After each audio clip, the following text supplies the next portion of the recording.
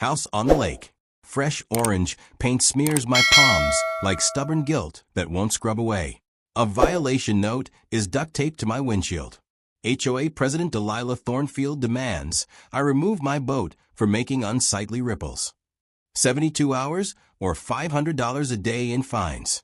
What would you do if someone vandalized your family's legacy? Where are you watching from? Share your worst HOA horror in the comments. Let me rewind and explain how this nightmare began. I'm Marcus Blackwood, 52, a retired Navy logistics officer who spent 2 decades keeping aircraft carriers stocked across 3 oceans.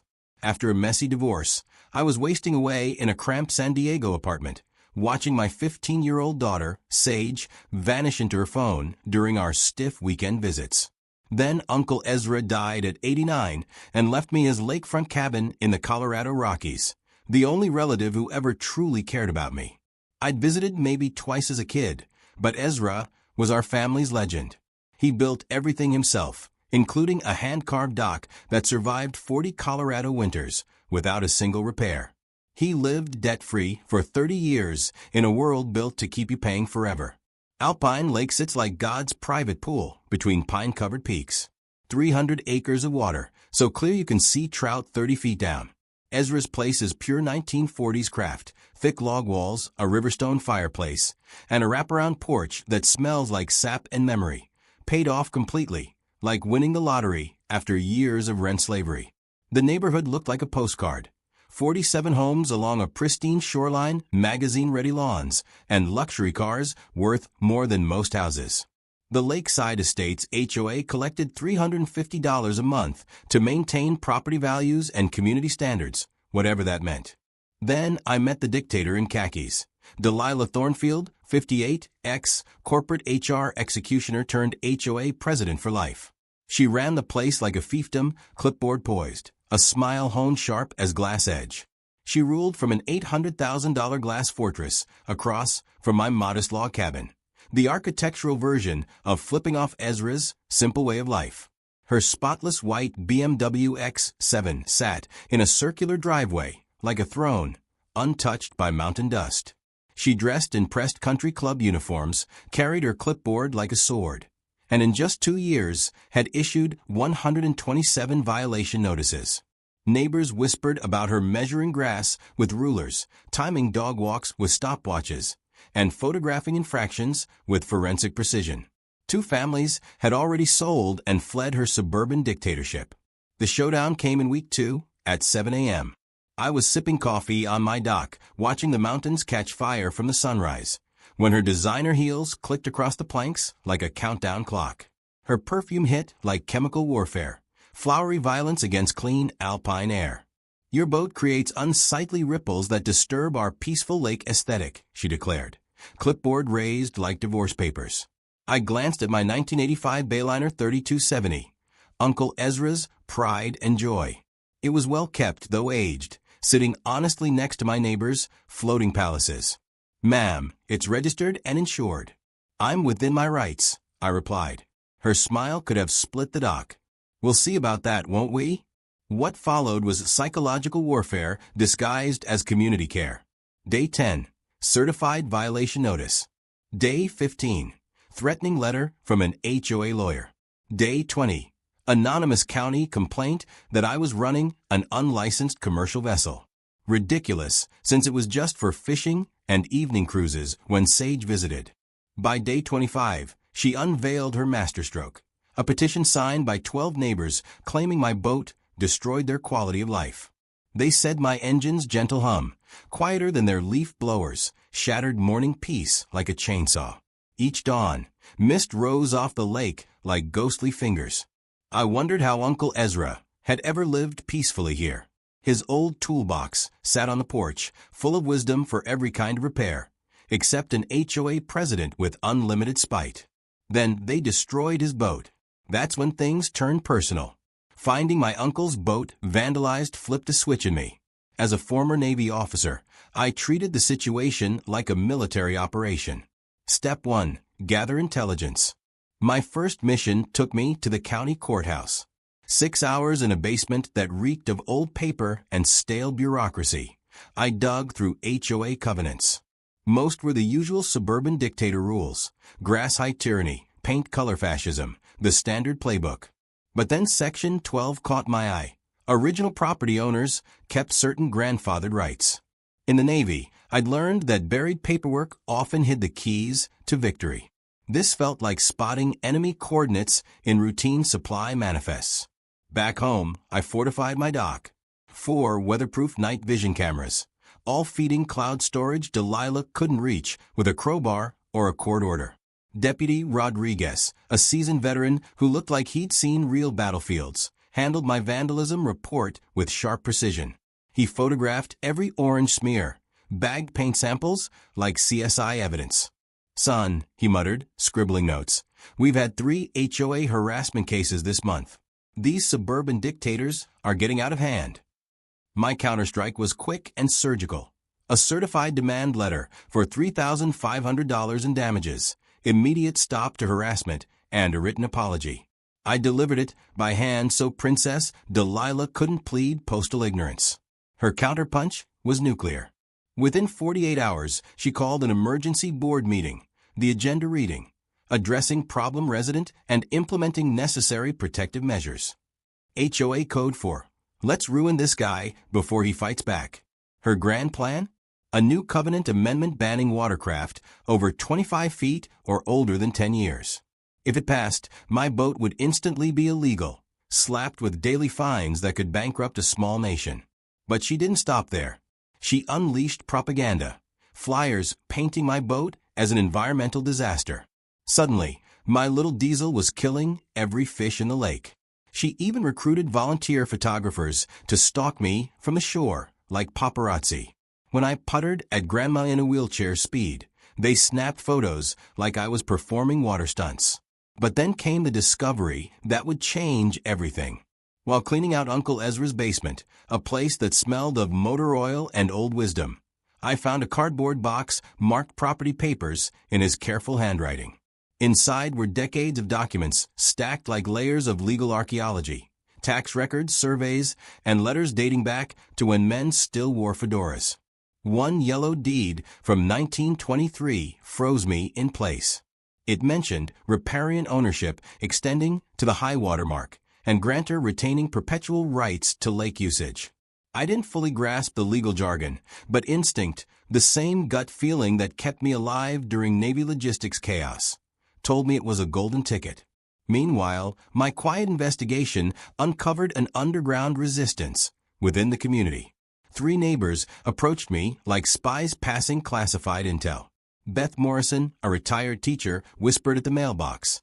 She ruined the Hendersons. 15 grand in fines for growing tomatoes that violated standards. They couldn't afford the fight. Then came Jim Santos, a Vietnam vet. 2,000 fine, he growled. Painted my mailbox the wrong shade of green. She showed up with a color wheel. His laugh was bitter. Drill sergeants were kinder.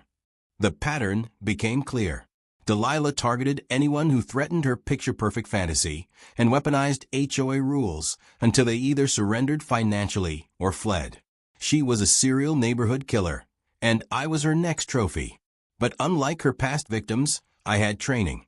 20 years of supply chain warfare taught me patience and strategy. My morning coffee sessions on the dock turned into planning meetings. Pine-scented air mixed with diesel as I mapped out battle plans like a general. Each evening, the rumble of my boat's engine became psychological warfare, a reminder to her that some fights are worth having, and some bullies choose the wrong prey. She thought I was defenseless. She had no clue I was a predator. And then she crossed a line that pushed her from petty tyrant into full-blown criminal. Returning from a grocery run, I spotted my boat drifting, scraping against rocks. The dock lines hadn't worn through. They'd been cut with surgical precision. And my cameras caught the midnight saboteur. The footage was grainy, but the evidence was crystal clear.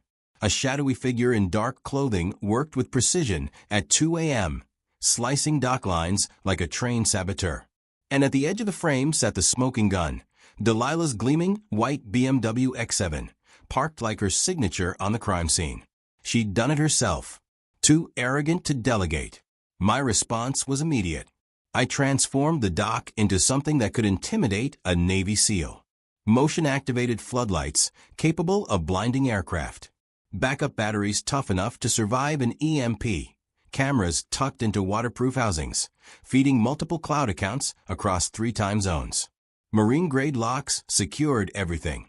And I became a documentarian of suburban warfare. Thanks to Colorado's one-party consent laws. A nugget I'd learned during my messy divorce. I could legally record every conversation, every violation, every threat. My phone turned into a legal WMD. A maritime attorney confirmed what I suspected. HOAs can regulate paint colors and dock dimensions, but water usage rights? That's government territory. Something Princess Delilah's suburban kingdom didn't own. The deeper I dug, the more powerful my case became. Alpine Lake wasn't even natural, it was man-made. My great-great-grandfather, Silas Blackwood, dammed a mountain creek in 1918 for his logging empire. In a dusty deed from 1923, I discovered the words that made my pulse race. Grantor retains perpetual rights to lake water usage and access. An unbroken chain of ownership ran straight to me. And here's the kicker. In 1985, when developers built lakeside estates, they assumed they had lake rights, but they never actually bought them. For 38 years, the HOA had been running on pure bluff, collecting lake maintenance fees without a shred of legal authority. Every dollar they'd taken was technically stolen. But while I armed myself with evidence, Delilah escalated. She proposed a $5,000 emergency assessment to fund legal war against me and plaster the community with propaganda portraying my boat as an ecological disaster. She was waging a campaign of lies. I was building a nuclear case of truth. Delilah's smear campaign was almost comical. She printed flyers warning that my diesel engine was murdering fish families and destroying habitats. Her so-called marine expert turned out to be her brother-in-law's kayaking buddy, who scribbled a report on napkins between coffee stains. His grand conclusion? My 25-foot boat caused more environmental damage than 35-foot speedboats. His scientific method? Squinting at wave patterns from shore. Then came her paparazzi patrol. 3 adults camped around the lake with cameras, waiting for me to commit violations. When I puttered at a pace slower than a grandmother in a wheelchair, they snapped photos like I was doing water acrobatics. Meanwhile, Uncle Ezra's basement kept coughing up treasure. Among stacks of property records, I found survey maps and deeds that confirmed my family's rights went deeper than anyone suspected. Not only did we retain lake usage rights, we owned the water itself. My great-grandfather's documents showed Alpine Lake was entirely private, created and held by the Blackwoods for generations. The implications were staggering. Every dock, platform, and gazebo built by HOA families sat on my property, and every penny they had collected for lake maintenance was theft. But my case wasn't built on paper alone. Neighbors began approaching me like allies joining a resistance. Beth Morrison described how Delilah fined her $15,000 for growing tomatoes. Jim Santos showed me the notice he got for painting his mailbox the wrong shade of green. Maria Stewart, an artist, explained the psychology. She targets anyone independent. Your uncle never bowed to her. You won't either. That terrifies her. The pattern was undeniable. Delilah systematically eliminated those she couldn't control.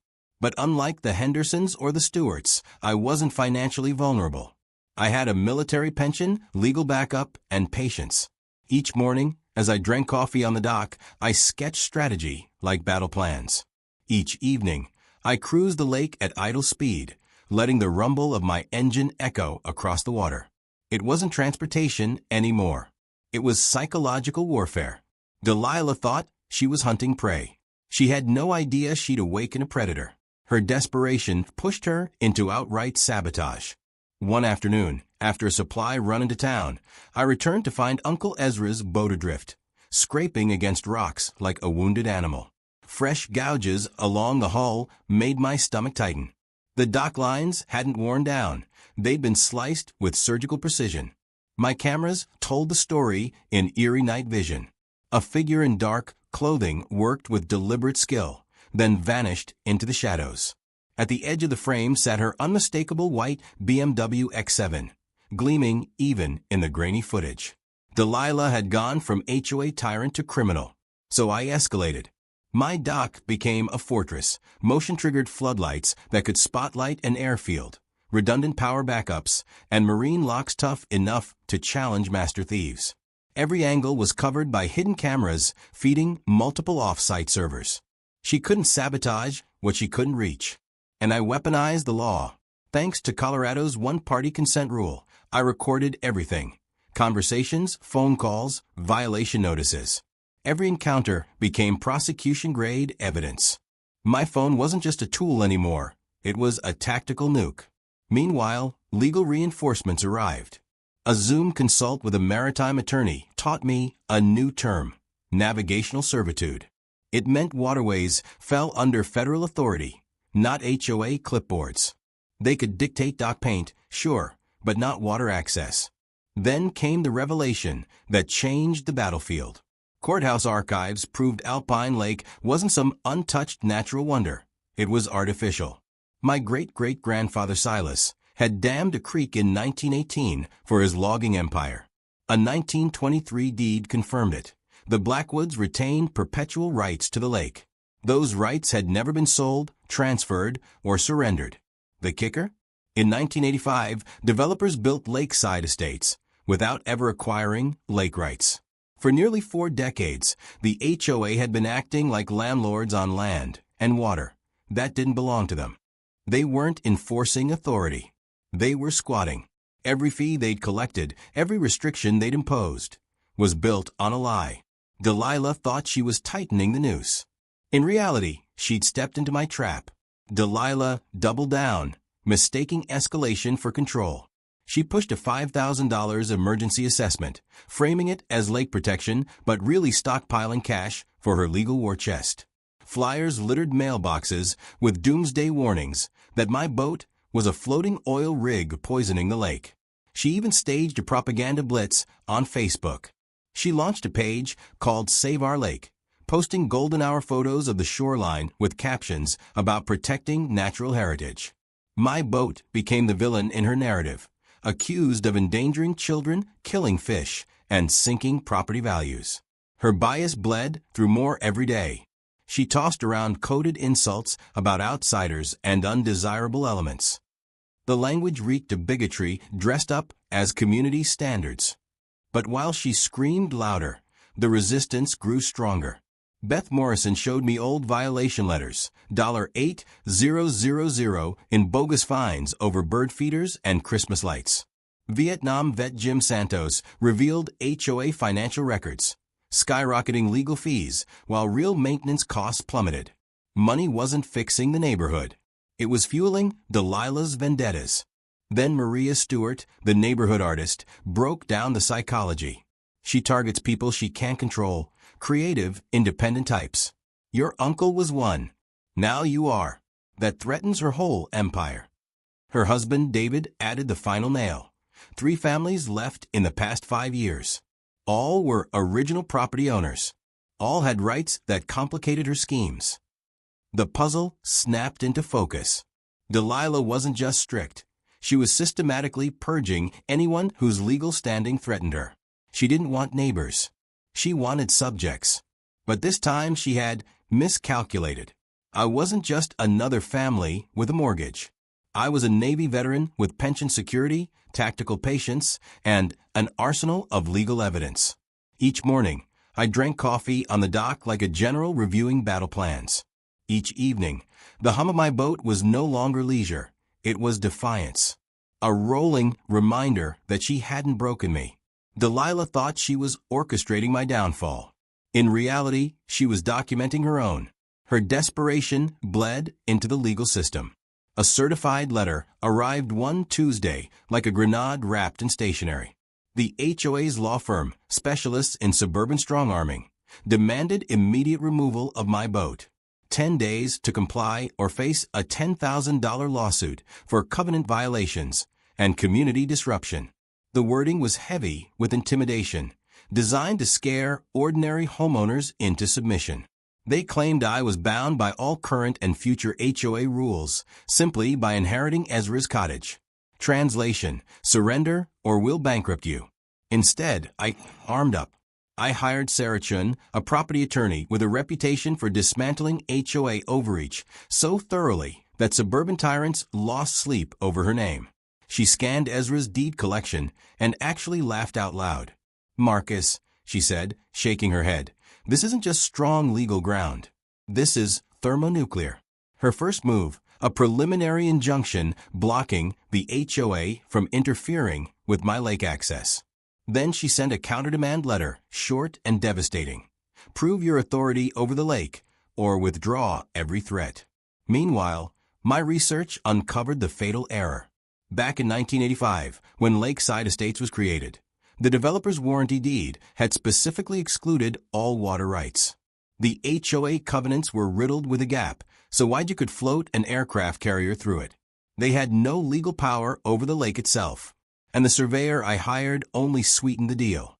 Mapping my property lines revealed my land extended 30 feet further into the water than anyone assumed. Several neighbors' docks, including Delilah's decorative gazebo, were technically trespassing on my riparian zone. Her personal shrine to control sat entirely on land that belonged to me. Her empire wasn't just cracking, it was built on my foundation. So when she responded with another emergency board meeting and a $25,000 legal budget funded by homeowner assessments, it only proved the point. She was willing to bankrupt her own neighbors to keep her crown. But now the battlefield was shifting. It wasn't just me versus her clipboard anymore. It was the truth versus decades of fraud. Delilah's tactics grew wilder. She courted the local paper with whispers about environmental hazards and community safety concerns. She even filed complaints with the State Parks Department, insisting my boat required commercial permits, despite overwhelming evidence it was private use. When that failed, she staged a community safety meeting, implying my vessel endangered kids and elderly swimmers. But the cracks in her armor were spreading. The underground resistance had momentum now. Beth Morrison dug up records of playground equipment bans, fines on elderly residents for visible medical gear, and couples bankrupted over mailbox height violations. Jim Santos revealed HOA financial reports showing spiraling legal costs that funneled money into Delilah's preferred law firms. She wasn't protecting the community. She was profiting from it. Maria Stewart, ever the observer, nailed the psychology. She can't tolerate anyone independent. Your uncle lived free here for decades. You inherited that same freedom. To her, that's a threat. Her husband added the final puzzle piece. Every original owner with grandfathered rights, gone. Either forced out or bled dry. The pattern was undeniable. Delilah was running a purge, eliminating anyone whose legal standing undermined her control. But this time, her target wasn't fragile. I had military training, steady income, and legal artillery. So while she drained HOA coffers on frivolous battles, I built a case brick by brick. Every false claim, every vandalism incident, every abuse of power, all cataloged with courtroom precision. Autumn arrived, pine-scented air carrying the taste of victory. She thought she was drowning me. In reality, she was digging her own grave with every desperate move. Then, the game changer hit my desk. Sarah's paralegal, deep in century-old records, called an emergency meeting. "Marcus," Sarah said, laying out documents like blueprints to an empire. "You don't just have usage rights. You own the lake. All of it." The words landed like a lightning strike. Every dock, every fish, every ripple. Mine. Delilah hadn't just overstepped. She'd been trespassing on my property for decades, while waging war against its rightful owner. The revelation stunned me. Silas Blackwood, my great-great-grandfather, hadn't just dammed a creek. He'd legally created and owned Alpine Lake under Colorado's first appropriation doctrine. His 1923 deed carved out land parcels, but explicitly retained water rights, lake bed ownership, and riparian privileges forever. For 30 years, Uncle Ezra had lived here, never realizing the full scope of his authority. Now it was mine. Sarah laid it out plainly. Marcus, this isn't just strong evidence. It's a sledgehammer. For nearly 4 decades, every homeowner here has been trespassing. Every dock, every boat launch, every gazebo, they all sit on your property. And the HOA has stolen nearly $1 million in so-called lake maintenance fees. The irony was delicious. Delilah's $800,000 glass palace owed its inflated value to lakefront access it never legally had. Without it, her property value would nosedive by 60 to 70%. And her meditation gazebo, the command center for her reign of terror, was planted entirely on my land. Sarah explained my options with the enthusiasm of a prosecutor presenting a slam-dunk case. I could evict every dock tomorrow, file trespass suits against 47 families, demand damages exceeding the HOA's total assets, or, with one stroke, bankrupt the entire association. The power was intoxicating. But I remembered Uncle Ezra's philosophy. Good neighbors build good communities. Bullies destroy themselves if you let them. I didn't want to replace Delilah as dictator, but I wouldn't tolerate her harassment either. She thought she owned this lake. She was about to learn she'd been squatting on my family's legacy all along. Sarah assembled her A-team like we were planning an invasion. Michael Rodriguez, a property law specialist, joined our war council. Their research was unanimous. My case wasn't just solid, it was historic. You don't just have leverage, Michael said. You have absolute ownership. The only question is how much damage they'll take before surrendering. Delilah had declared war on someone who didn't just live on the battlefield. He owned it. Building alliances was my next mission. Coffee meetings with sympathetic neighbors revealed the full scope of Delilah's reign. Beth Morrison laid out photocopies of $8,000 in bogus fines she'd paid over 5 years, violations for bird feeders, holiday decorations, even a garden fence deemed non-compliant. Jim Santos, with his accountant's eye, exposed irregularities in the HOA's budget. Legal expenses had tripled since Delilah took power, while actual maintenance costs plummeted. Homeowners weren't paying for improvements. They were funding her vendettas. Maria Stewart brought the psychological insight. She described how Delilah targeted anyone who valued independence or creativity.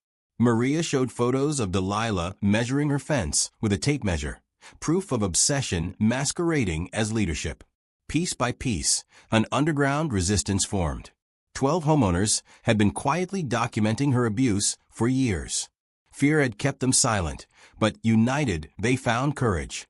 Their evidence was a treasure trove. Surveillance footage, recorded calls, letters dripping with threats. I turned it into a military operation. Timelines of every violation. Catalogs of vandalism attempts. My cameras caught 3 separate sabotage incidents. Dozens of photos of Delilah stalking properties with her camera like a suburban spy. Sarah's forensic accountant tore apart the HOA's books. Emergency assessments weren't for the community. They were legal slush funds to bankroll harassment campaigns.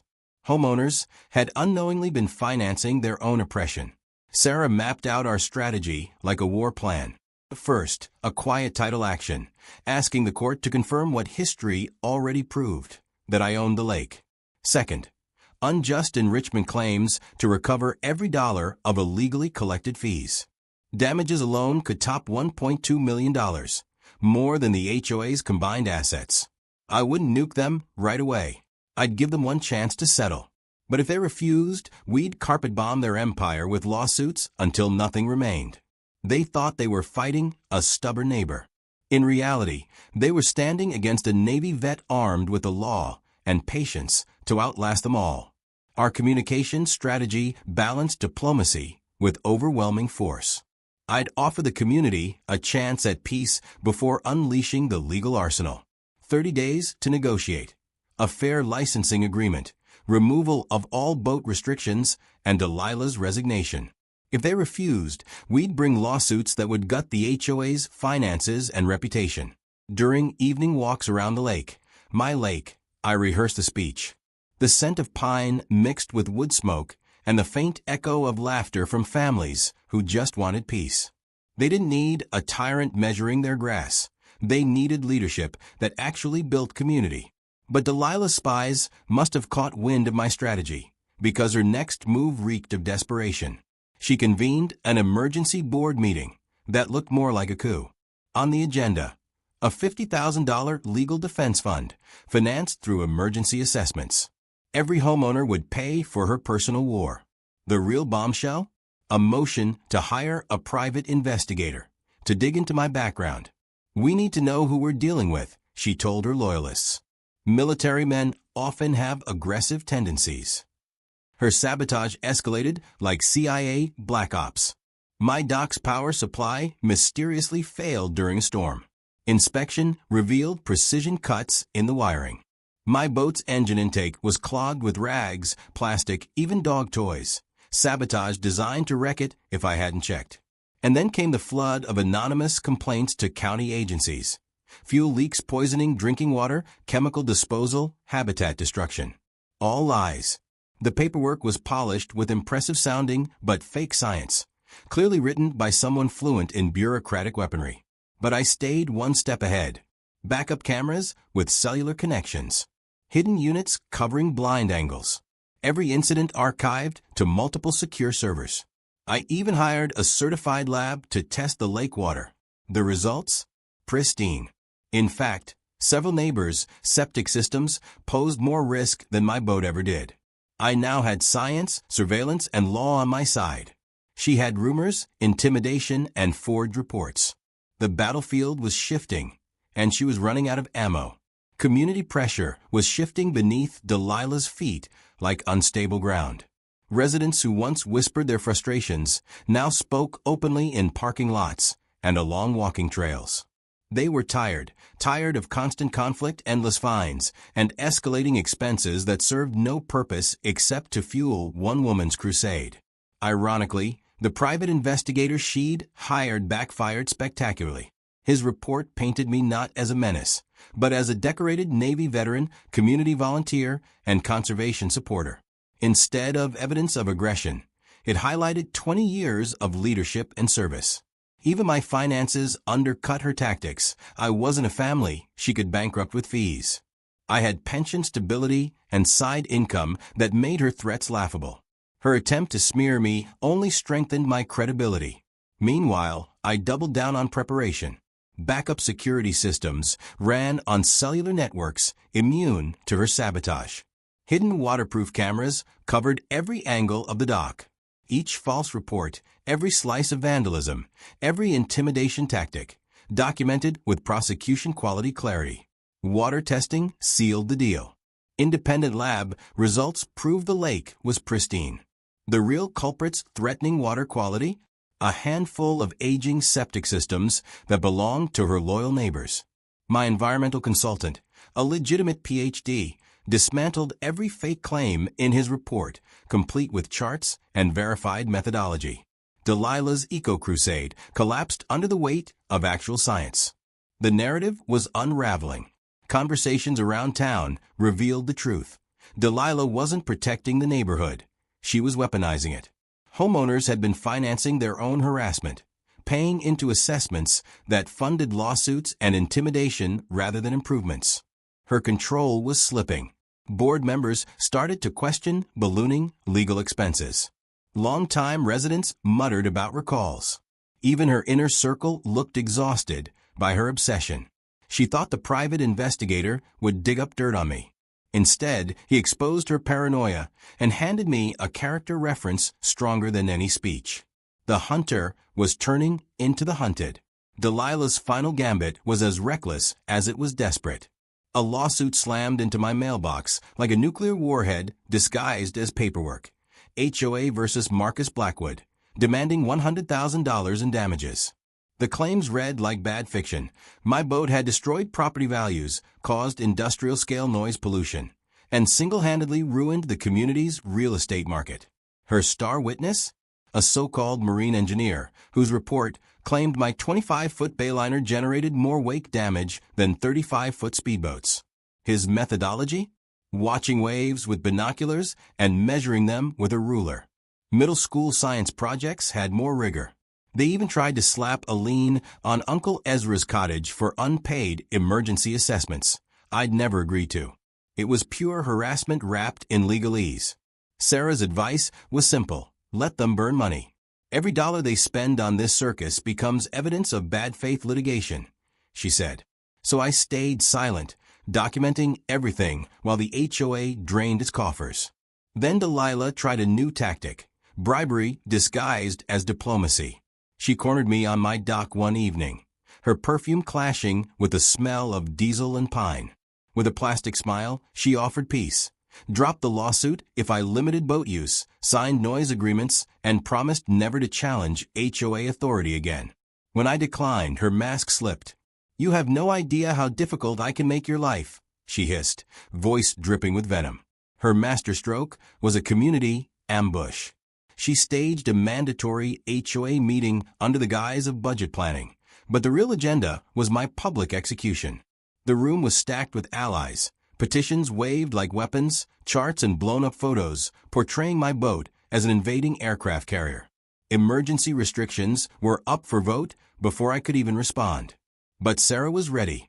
She arrived in a sharp suit with a court reporter at her side, sending a message. This wasn't neighborhood drama anymore. It was a legal battle. When she announced our countersuit for harassment and property damage, several board members turned pale. Delilah had turned the meeting into theater. What she didn't realize was that the curtain was about to fall on her. The meeting became pure theater. Delilah strutted at the podium like a villain out of Shakespeare, declaring me a menace to community safety. Enlarged photographs made my modest bayliner look like an oil tanker. Charts linked my evening cruises to random fluctuations in lake levels, as if my diesel engine controlled the moon. She paraded expert witnesses, who turned out to be kayak hobbyists and weekend nature enthusiasts. Their credentials? Reading boating magazines and watching documentaries. One measured my wake with pool noodles, another timed my engine noise with a phone app. It would have been laughable if it weren't so manipulative. Then came the character assassination. She painted me as a dangerous ex-military operative conducting surveillance cruises and claimed my security cameras violated neighbor privacy. The smear campaign was so over the top it nearly collapsed under its own weight. But the tide shifted when allies spoke up. Beth Morrison stood to testify how I'd repaired her dock without charging a dime. Jim Santos reminded the room about my donations to the local school's environmental program. The Stewarts shared how I'd helped with boat maintenance, calling me the opposite of the monster Delilah described. And then Sarah dropped the hammer. She announced our countersuit, backed by evidence of harassment, property damage, and bad faith litigation. Her presence, her expensive suit, and the court reporter scribbling every word turned the atmosphere ice cold. Board members began whispering among themselves, their faces pale as they realized Delilah's war could make them personally liable. The room's energy shifted. What started as a staged ambush was unraveling in real time. Delilah's voice grew shrill, her grip on the crowd slipping with every word. For the first time, the community began to see the truth, not the monster she painted me to be, but the dictator she really was. Her empire was cracking, and I hadn't even revealed the nuclear evidence yet. The HOA meeting felt like the final act of a courtroom drama. The community center was packed beyond capacity. 67 residents crammed into a space built for 40. Local reporter Janet Mills sat near the front, recorder ready, drawn by an anonymous tip about a David versus Goliath property fight. Deputy Rodriguez stood in the back, arms crossed, keeping the peace in case things turned ugly. Delilah opened with a fiery speech, framing me as a one-man ecological disaster. She waved a petition like a battle flag, demanding my boat's removal, $15,000 in restoration fees, and an emergency vote to end my lake privileges. Photos, charts, and scare tactics filled the room. Then, I calmly requested 10 minutes to respond. Sarah handed out packets of historical deeds while I connected my laptop to the projector. On the screen appeared the 1923 document, language clear and unmistakable, perpetual water rights, exclusive lake ownership. Ladies and gentlemen, I began, my voice steady. I don't just have the right to use this lake. I own it. Every drop of water, every inch of lake bed, every dock and platform you see. The silence was electric. Gasps rippled through the crowd. Sarah traced survey lines with a laser pointer, showing how most HOA structures, including Delilah's precious gazebo, sat on my property. The room erupted in whispers. Delilah's face cycled from pale to crimson to sickly green. She screamed, "Impossible. Those documents are forgeries. We have prescriptive rights." But no one looked convinced. Janet's camera flashed as she captured every second of Delilah's meltdown. Deputy Rodriguez leaned forward, interest piqued, as Sarah rolled out county records, expert opinions, and the full chain of title. Proof beyond doubt. Board members paled as they realized the HOA had illegally collected $847,000 in fees over decades. I stood, delivering my final line like a general announcing surrender terms. I could evict every dock tomorrow. I could sue each of you for trespassing. But I won't. All I ask is fairness, $50 a year per household to preserve access. But harassment stops now, and Delilah's reign ends tonight. The crowd erupted, not in anger, but in relief. The fallout was swift and brutal. Within 2 weeks, Delilah and her 3 staunchest allies vanished like generals retreating from a lost war. For sale signs sprouted in their manicured lawns almost overnight. The dictator who'd once ruled with clipboards and threats fled before her empire collapsed completely. And the prophecy she'd shouted for months, that property values would plummet without her iron grip? The opposite happened. Prices soared nearly 15% as buyers realized they could enjoy lakefront living without the tyranny of suburban Stalinism. Neighbors who once cowered now approached me with gratitude. Beth Morrison delivered a homemade apple pie that tasted like victory. Jim Santos handed me a bottle of bourbon with a note, "To the man who freed us from the HOA gulag." The stewards painted a watercolor of my boat titled Waves of Freedom, which now hangs proudly above my fireplace. Janet Mills' article exploded online. Navy veteran discovers he owns entire lake. Dismantles HOA dictatorship. The story went viral, inspiring homeowners from Florida to Washington to dig into their deeds. Across the country, people uncovered forgotten rights buried under HOA overreach. Even better, the law caught up. Our case became required reading in property law classes. Sarah published a law review article cited in dozens of successful cases.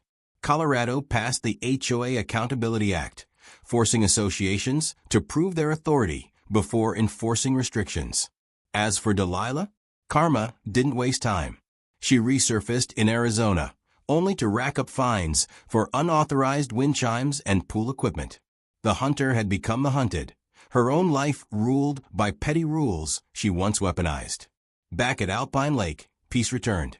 Under new leadership, monthly dues dropped 40%. 83 harassment codes were scrapped, replaced with neighborly guidelines. Families laughed on the water again, free from fear. My daughter Sage spent her summer here, trading phone screens for fishing rods, building memories Ezra would have cherished. Each morning, I sip coffee on my dock as the sun paints the mountains gold. The flag on my boat flutters, not as defiance, but as proof that one man, armed with patience and the truth, can topple tyranny.